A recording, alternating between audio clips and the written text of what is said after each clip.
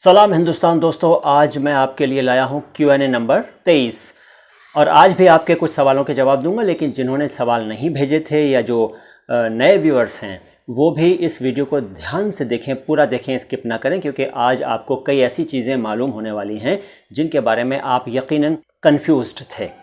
तो सबसे पहले मैं आपको जिस शब्द के बारे में बताऊँगा वो है निहायती, और उसके बाद खलिश, खालिस, खारिश, तमामी और गिरवीदा, और फिर 3 अक्षर हैं सीन, से और स्वाद।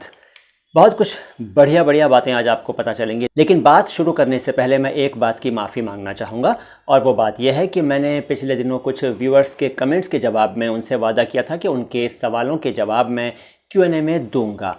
लेकिन आज मैं उन थोड़े से व्यूअर्स के सवालों के जवाब नहीं दे रहा हूं, क्योंकि मैंने ये महसूस किया कि उन्होंने जो बातें पूछी हैं वो मैं कई बार वीडियोस में बता चुका हूं। तो बेटर है कि वो लोग पुराने वीडियोस देख लें। अब वो कौन व्यूअर्स हैं ये अभी आपको पता चल जाएगा जब आपका सवाल इसमें शामिल नहीं होगा। लेकिन देखते रहिएगा वीडियो को, क्योंकि आपको आज बहुत नई नई बातें मालूम होंगी, कोई नई जानकारी आपको ज़रूर मिलेगी।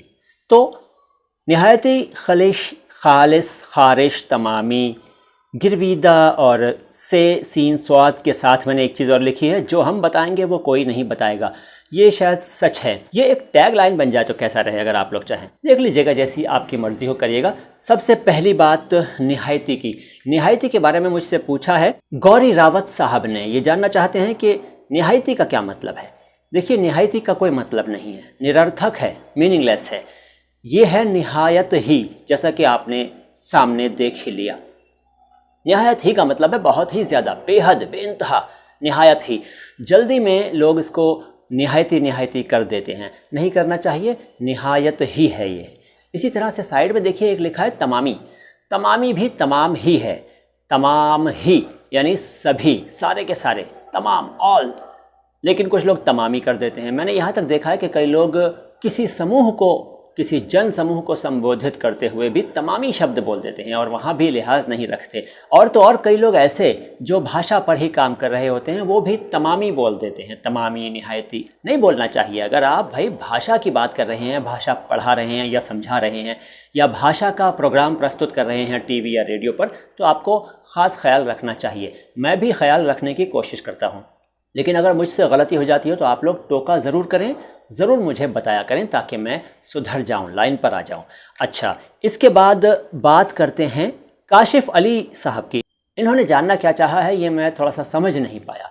एक्चुअली खारिश, खलिश या खालिस, इन तीनों में से किसी एक शब्द का इनको अर्थ जानना था, तो मैंने तीनों ही यहाँ दे दिए हैं। तीनों के बारे में बताता हूँ। सबसे पहले मैं बताता हूँ आपको खलिश के बारे में। खलिश का मतलब होता है चुभन, दर्द, टीस।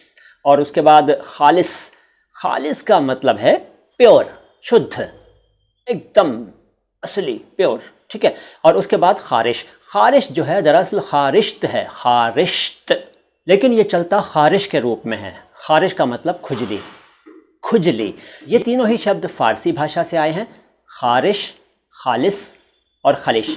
उच्चारण में ख़ास ख्याल रखिएगा, वरना खालिस या खालिश या खलिश या खारिस कर देंगे तो सब बिगड़ जाएगा, ठीक है ना। तो ख़ास ख्याल रखिए भाई उच्चारण में नुक्तों का। इसके बाद गिरवीदा। गिरवीदा शब्द के बारे में एक सवाल आया है। ज़रयाब अमीन साहब कहते हैं कि लोगों को अपना गिरवीदा बना लेने का अमल किसे कहते हैं। अमल का मतलब होता है काम, एक्शन, वर्क, कार्य। मैं आपको गिरवीदा के बारे में बता रहा हूँ। गिरवीदा का मतलब है मोहित हो जाना, लट्टू हो जाना, या मोहित कर लेना, लट्टू कर लेना, दीवाना बना लेना, और या दीवाना हो जाना। या फ़ैन, गिरवीदा को फ़ैन भी कह सकते हैं। फ़ैन, प्रेमी, आशिक, चाहने वाला, पसंद करने वाला, दीवाना, मुग्ध, मोहित, और भी बहुत सारे अल्फाज इसके लिए हैं, गिरवीदा। और अब जानिए वो बात जो बहुतों को नहीं मालूम होती है, बहुत लोग कंफ्यूज्ड रहते हैं, सीन, से और स्वाद के बारे में। पहले लिखा है, देखिए लेफ्ट साइड में देखेंगे तो पहले लिखा है से, बीच में सीन है और उस तरफ स्वाद है। अगर उर्दू के अंदाज में देखें तो पहले स्वाद लिखा है, बीच में सीन लिखा है और आखिर में से लिखा है। इन तीनों में फ़र्क क्या है? देखिए, अंग्रेज़ी में अगर इनसे बने शब्दों को लिखेंगे तो एस आएगा, हिंदी में लिखेंगे तो स आएगा, ठीक है, स।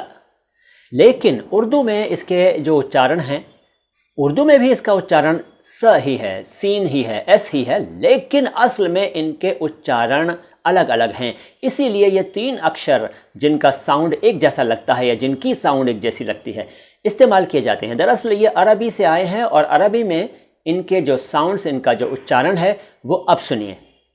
आपके सामने ये पहला शब्द लिखा है से। से, इसका उच्चारण से नहीं है, इसका उच्चारण है से। से, से, देखिए से, से।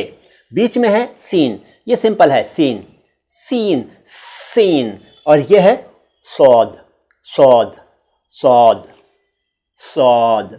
फिर देखिए से, सीन, सौद, से, सीन, सौद।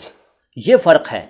अगर समझ में आया है तो ठीक है, नहीं आया है तो इस वीडियो को बार बार देखिए और समझ जाइए। उच्चारण का ही खेल है भाई। तो बस आज तो इतना ही, लेकिन बहुत जल्द आता हूँ लेकर आपके लिए कोई और बढ़िया सी बात। लेकिन साथ ही साथ ये भी याद दिला दूँ कि हमारे दूसरे वीडियोज़ जो हैं उनको ज़रूर देखा करें और दूसरे चैनल्स को भी देखिए। अल्फाज आवाज़ अंदाज़ नाम का एक चैनल है मेरा, जिस पर आपको मेरी रचनाएँ मिल सकती हैं, नज़में, गज़लें, कहानियाँ और भी बहुत कुछ। जोक्स भी मिलेंगे, बहुत बढ़िया बढ़िया जोक्स मिलेंगे आपको। उन पर एक्टिंग की गई है डिफरेंट वॉइसेस में, वो सुनिए आप, मज़ा आ जाएगा।